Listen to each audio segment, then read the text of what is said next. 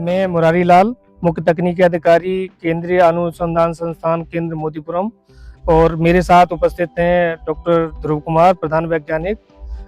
आज हम चर्चा करेंगे कि आलू में प्रजनक बीज या ब्रीडर सीड कैसे तैयार किया जाता है। तो डॉक्टर साहब, मैं जानना चाहूँगा कि प्रजनक बीज होता क्या है? हाँ मुरारी, देखो, जो किसी भी फसल का सबसे पहला जहाँ से प्रारंभ होता है, कई तरह के बीज होते हैं, सर्टिफाइड सीड, आधार बीज या फाउंडेशन सीड। जी उसमें सबसे पहले जो बीज होता है वो होता है हमारा प्रजनक बीज। इसको इंटरनेशनली हम कहते हैं बेसिक सीड। जी। आलू के प्रजनक बीज का उत्पादन कैसे करते हैं? हाँ देखिए, आलू में जो प्रजनक बीज है या ब्रीडर सीड है वो दो तरह से बनाया जा सकता है। एक तो कन्वेंशनल तरीके से, जो हम 1960 से करते आ रहे हैं, प्रजनक बीज उस तरह से बना सकते हैं। अभी जो है 15-20 साल पहले एक और टेक्निक आई है, उसको हम टिश्यू कल्चर टेक्निक बोलते हैं। तो टिश्यू कल्चर तकनीकी से बनाया जा सकता है ब्रीडर सीड। दूसरा कन्वेंशनल मेथड से। दो तरीके हैं हमारे पास ब्रीडर सीड तैयार करने का आलू। जी डॉक्टर साहब, मैं अब जानना चाहूँगा कि क्या कन्वेंशनल विधि से आलू की सभी प्रजातियों का प्रजनक बीज तैयार कर सकते हैं या नहीं? हाँ देखिए, कर सकते हैं, नहीं हम कर रहे हैं।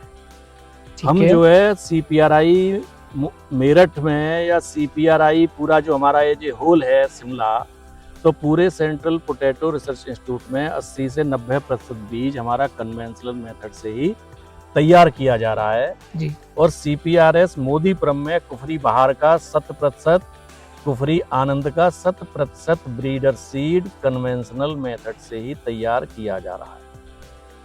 सर, आलू के प्रजनक बीज उत्पादन की कन्वेंशनल विधि को थोड़ा विस्तार से बताएंगे क्या? हाँ देखिए, ये कन्वेंशनल मेथड जो है ब्रीडर सीड का, इसमें हमारे में 4 स्टेजेज होती है। जी। स्टेज 1, स्टेज 2, स्टेज 3 और स्टेज 4, और हर किसी स्टेज में एक सीजन का हो या एक साल लगता है। जी। तो कन्वेंशनल मेथड से स्टेज 1 से लेके और स्टेज 4 तक हमारे 4 साल लग जाते हैं। मीन हम जब स्टेज 1 स्टार्ट करेंगे और जब ब्रीडर सीड का प्रोडक्शन होगा, उत्पादन होगा, हमें 4 साल चाहिए। जी। ये है। अब स्टेज 1 और स्टेज 2 के बारे में थोड़ा विस्तार से। हाँ देखिए, स्टेज 1 की कहानी हमारी यहाँ से स्टार्ट होती है। ये देखिए, हमारे ना इंडेक्स ट्यूबर है, इसमें हमने नंबर डाला, और नंबर डालने के बाद हमने इसमें से एक सैंपल ले लिया। जब इसकी हार्वेस्टिंग हो रही थी स्टेज 1 की पिछली बार फरवरी के महीने में, तभी हमने इसमें से ट्यूबर छांट लिए। ये एक पौधे से, एक क्लोन बोलते हैं, एक पौधे से हमने 4 बढ़िया क्वालिटी के 4 ट्यूबर छांटे। नंबरिंग की, एक एक हमने इसमें से आंख निकाल ली, इसका सैंपल निकाल लिया, और वो सैंपल हमने लैब में टेस्ट कर लिया।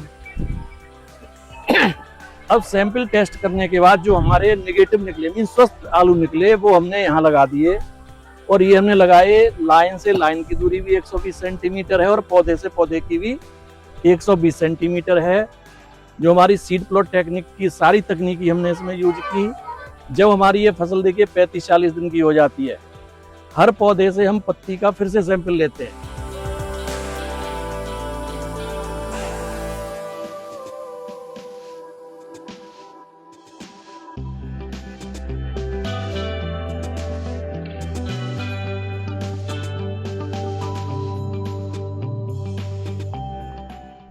फिर हम इसकी लैब में टेस्टिंग करेंगे। जो सैंपल हमारे स्वस्थ पौधे मिलेंगे उनको तो हम यहाँ रहने देंगे। जिन पौधों में हमारे में वायरस उपस्थित मिलेगा, उन पौधों को हम फिर से पूरा उखाड़ देंगे आलू के सहित, और उनको नष्ट कर देंगे या गड्ढे में गाड़ देंगे। और जैसे ही हमारा जनवरी 3 या 4 जनवरी आएगी, हम इसकी हम पुलिंग करते हैं।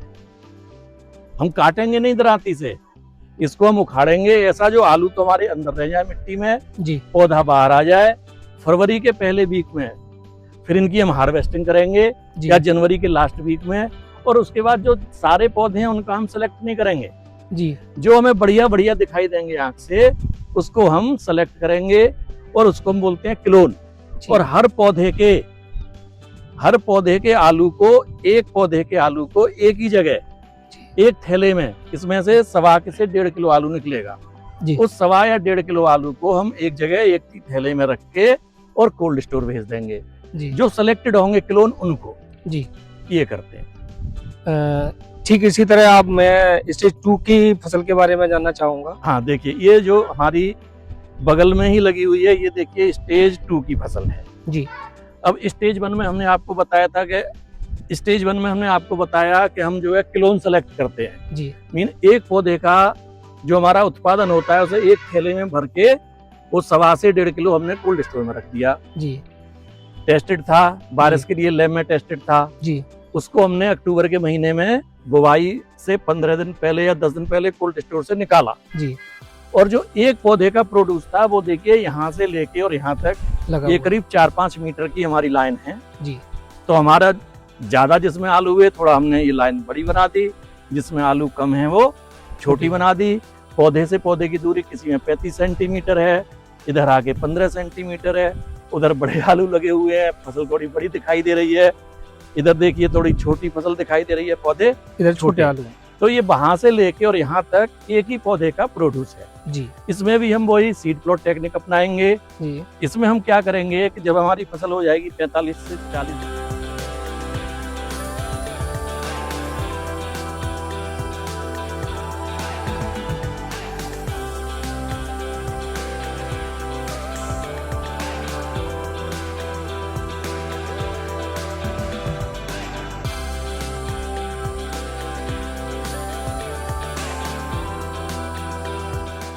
की तो एक पत्ता यहाँ से लेंगे, एक पत्ता यहाँ से लेंगे और एक पत्ता हम वहां से लेंगे और इसको हम लैब में टेस्ट कराएंगे वायरस के लिए। जी। यदि हमारा वायरस में वो पॉजिटिव आ गया किसी भी एक वायरस के लिए तो हम पूरा का पूरा, इसको हम क्लोन बोलते हैं, तो यहाँ से लेकर और यहाँ तक का पूरा क्लोन हम उखाड़ के आलू के सहित जी और उसको हम डिस्ट्रॉय कर देंगे।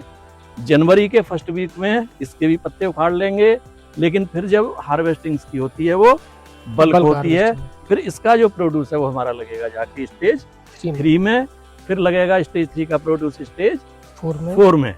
स्टेज 3 हमारी जो नॉर्मल प्रैक्टिस होती है उस पर लगती है। अच्छा, इसकी भी हमारी लाइन से लाइन की जो दूरी है ना वो 120 सेंटीमीटर है जी। और देखिए ये 2 क्लोन हैं, इसके बीच में भी हमने 120 सेंटीमीटर छोड़ा है जी, जिससे ना तो इधर का पौधा इधर को टच कर पाए जी और ना इधर का पौधा इधर को टच कर पाए। अच्छा, स्टेज 3 में हमारी लाइन से लाइन की दूरी रहती है 66 सेंटीमीटर। नॉर्मल प्रैक्टिस होती है, सीड प्लॉट टेक्निक वहां भी हम अपनाते हैं स्टेज 3 में। बस हम इतना करते हैं कि स्टेज 3 से हम 300 पौधे का रैंडम सैंपल लेते हैं जी, 300 जगह से, और उसे लैब में टेस्ट करते हैं कि हम हैं कहाँ। जिसमें भी वायरस निकलता है उसको उखाड़ के फेंक देते हैं, 300 पौधे पर हेक्टेयर जी। और स्टेज 4 में और कम हो जाते हैं, स्टेज 4 में 150 पौधे प्रति हेक्टेयर जी। और नॉर्मल प्रैक्टिस वहां भी प्लांट से प्लांट की दूरी वही साइज के अनुसार रखते हैं। प्लांटर से हमारी प्लांटिंग होती है और सीड प्लॉट टेक्निक पूरी अपनाते हैं। 10 जनवरी को पत्ते काट देते हैं जी। सारी टेक्निक वही है जी, स्टेज 3 और 4 की। लेकिन स्टेज 2 और 1 में हमारी विशेष वो रहती है लैब टेस्टिंग प्लस डिस्टेंस। जी धन्यवाद डॉक्टर।